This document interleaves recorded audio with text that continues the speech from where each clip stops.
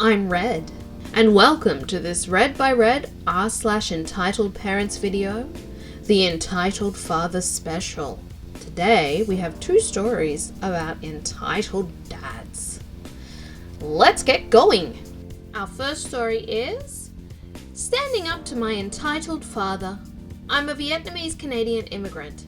I have been in Canada since I was 13. This happened around the age of 21. I won't hide the fact I come from a very privileged background. I have a wealthy family, and to be honest, my father married my mother because she was very beautiful. There was no love, but my mother also married him because of money, so tit for tat. My mother was a poor Vietnamese farm girl, but her parents never let her work on the farm. Instead, she studied to go to school in Ho Chi Minh City, where she met my father and married him. But that's not my story to tell, so let's leave it at that. When I was 21 and was finishing up my university, I went to the University of Toronto at the time. My father was working on a business deal in Vietnam. To make a long story short, I was offered up as a wife to the much older son of the owner of the company. The son was in his late 30s.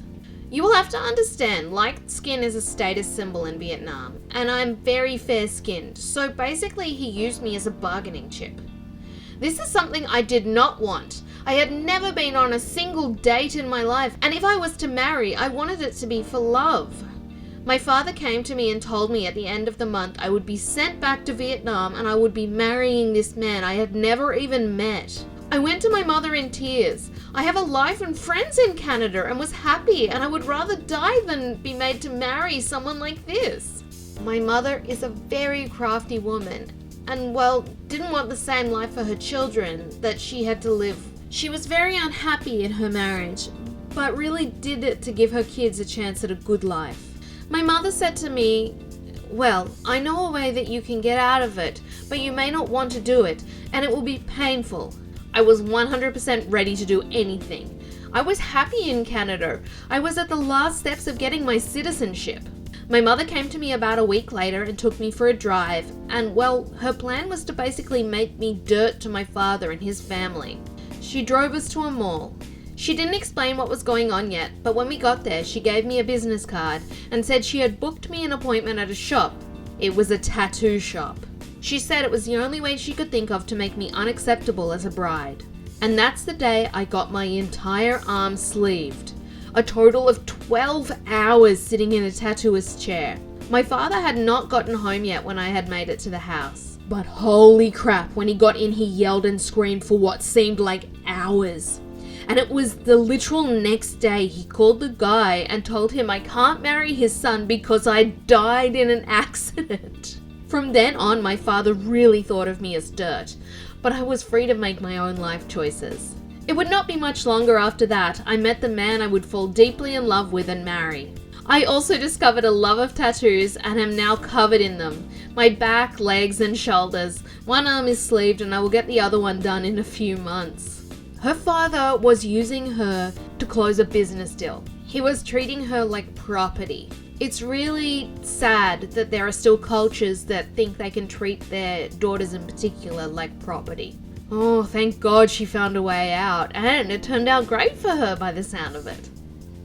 Okay, our second story in this Entitled Father Special. Entitled Dad trashes my basement, and it's my fault. Backstory. My parents got a divorce when I was 3. Since then, my father, who we'll call Entitled Dad from now, has not really been in the picture.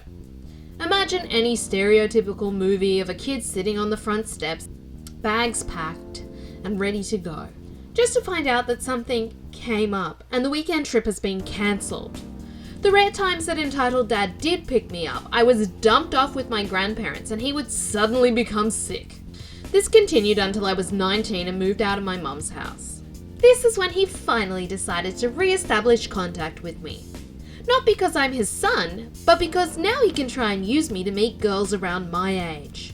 This is how things have remained to this day 10 years later. Him showing up and begging to either pick up women or go to strip clubs. Many times in front of my current girlfriends. Honestly, I could tell stories about him for days. An important note about my father. He's a truck driver, overweight, smells terrible, and horribly addicted to tobacco, all forms. This plays a big part in the story. That brings me to the start of this year. Out of the blue, Entitled Dad calls me and says he wants to watch the Super Bowl with me at my house. After talking it over and thinking that I have not seen him in over a year, I foolishly agree to have him over. February rolls around and I get a call from him again. Here he insists that he stays with me for the entire weekend, maybe more.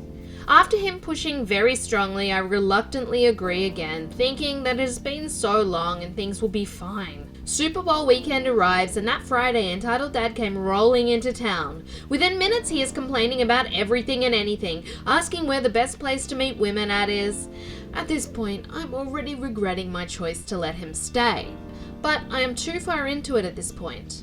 I get him settled in the small bedroom in the basement, and then we go about meeting up with my brothers and his grandkids, which is a story for another time and another crap show. However, while meeting up with my brother, he decided that he wanted to watch the Super Bowl game with everyone. We decided to do it at my brother's house because there was more room. Finally, we're at Super Bowl Sunday, and about noon I go downstairs to wake up Entitled Dad. To this point, I avoided going down the stairs and just waited upstairs for him. I knocked on the door and he tells me to come in. I don't make it far though, because as soon as I open the door, I am assaulted by the overpowering smell of BO, which is made a million times worse because of the space heater that he turned on himself being set to high and the small room being over 90 degrees. Through watering eyes and softly gagging, I tell Entitled Dad that we need to leave soon. This is when he tells me that he wants to sleep a little longer and to go ahead without him and start cooking set up. At this point, I just agree to it because I could not focus with the smell. Also, no, he did not notice I was struggling because he just woke up and did not have his glasses on. At this point, I did not notice the state of the room because my eyes were watering and I could not focus. I head to my brother's house and I had just barely walked in that door as my brother is hanging up the phone from talking to Entitled Dad. He has decided to not watch the game with us. He has changed his mind and is going to drive to Las Vegas and have fun there. Needless to say, I was pissed. This entire weekend was set up to watch the game and he ditches at the last minute to go to strip clubs? After I calmed down a bit, I had a good time with my brother and his family watching the game and eating some food. Later that night, I get home and go downstairs to make sure the space heater was off. This is where I find it. The entire time that he'd been here, he has been spitting his chewing tobacco on the floor, windowsill and bed. Oh my god. Plus the bed had dirt stains and sweat stains from him sleeping in it and the overpowering smell of BO. I am extremely pissed off and I refuse to talk to him or call him. I figure I would not have to deal with him again for a long time and it would not be worth it. Oh, how I was wrong. After his Las Vegas trip, he keeps blowing up my phone, but I still don't answer. Several weeks this continues and I finally give in and pick up. Entitled Dad. Well, you finally picked up. Yeah, sorry about that. I was starting to think that you were not going to talk to me because I trashed your basement. Well, Entitled Dad, you're right.